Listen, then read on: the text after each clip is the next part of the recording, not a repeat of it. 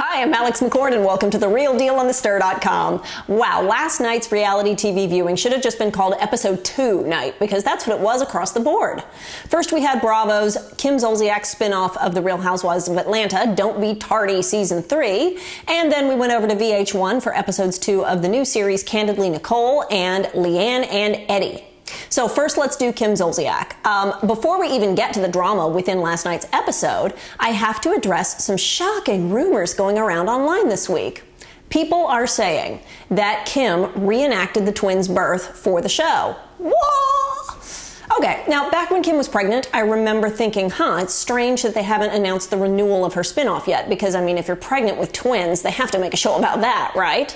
The twins were born in November and the renewal was announced in April. But that's not automatically cause for suspicion. Back in the dark ages of reality TV, they often did not announce renewals until it was almost time for them to premiere. We didn't have Twitter or Instagram, and spoilers could be kept under wraps a lot more. In fact, it was pretty common for networks not to announce the renewal of a show until they knew they had enough footage in the can that was going to make the show worth putting on the air. But were the births reenacted? Maybe.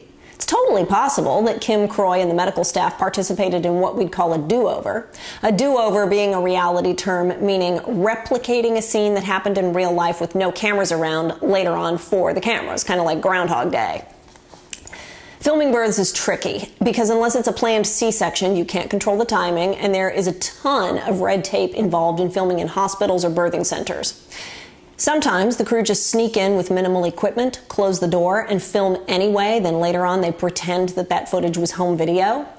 Alternatively, they could have the husband or a family member shooting on a home video camera and later turn that footage over to the editors. Ultimately, as both a viewer and a mother, I find myself not really caring whether it was a do-over. I'm hoping that it was an accurate do-over if it was, i.e. I'm hoping she didn't have a C-section and then lie and say she had natural delivery. I don't know if she could get away with that, though, given our current social media environment. There's a certain surreality to the whole process of making docusoap TV, and I think you can analyze it to death. For me, if it looked and felt real enough, I'm gonna let it go.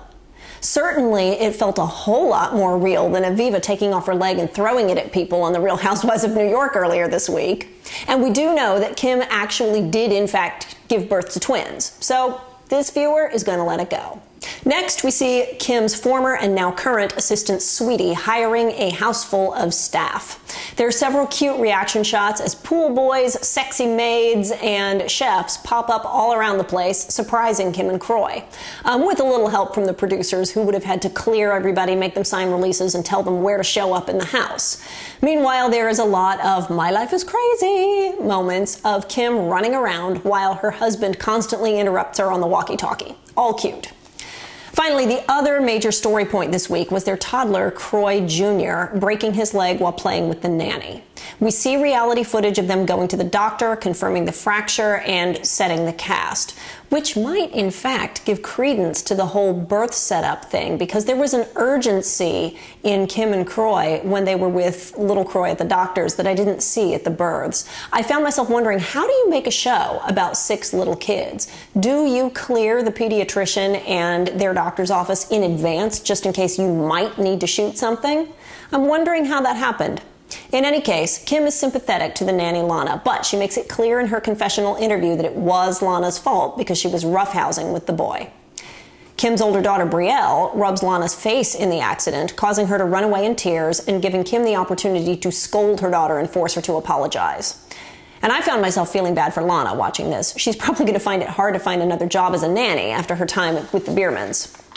Overall, it's a fun, crazy family show, and although there are certainly enough production tricks to rival the Kardashians, at least it's not toxic, and I find that refreshing. Next, I decided to give VH1's Candidly Nicole one more viewing, and episode 2 redeemed the series for me. A little bit.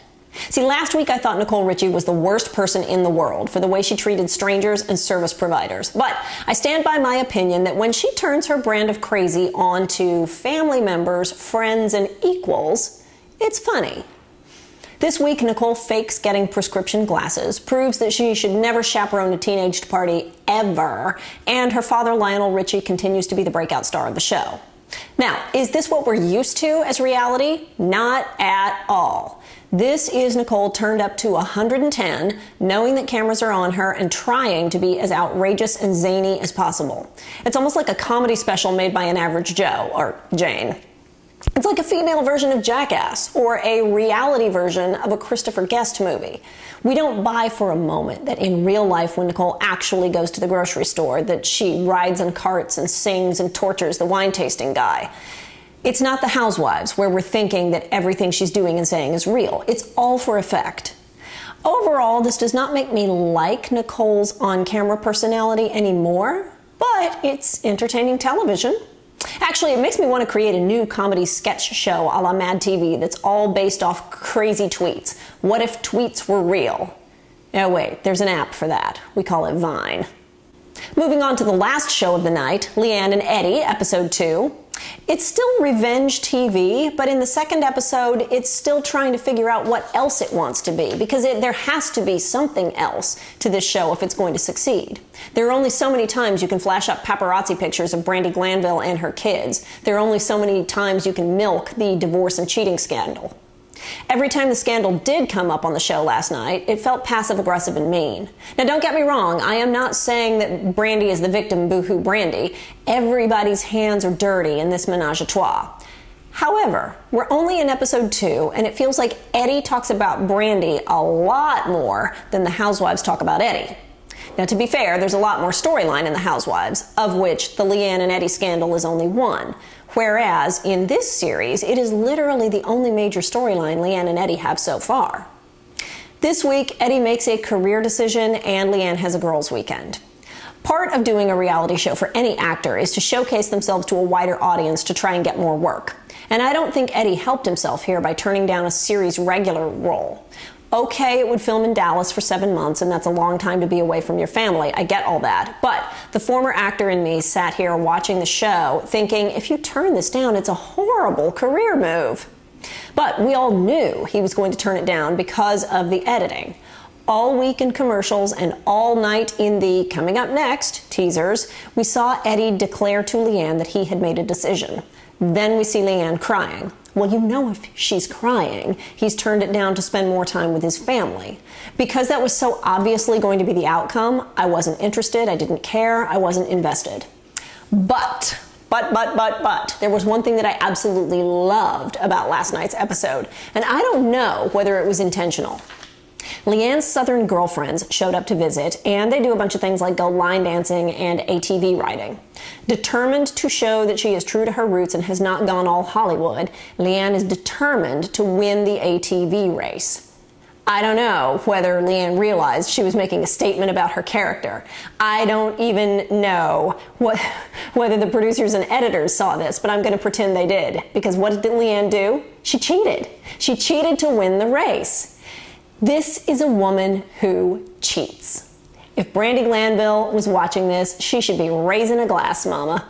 Let me know what you thought in the comments. For now, I am Alex McCord. You're watching The Real Deal on thestir.com. Have a great weekend. Subscribe on YouTube, and I will see you Monday.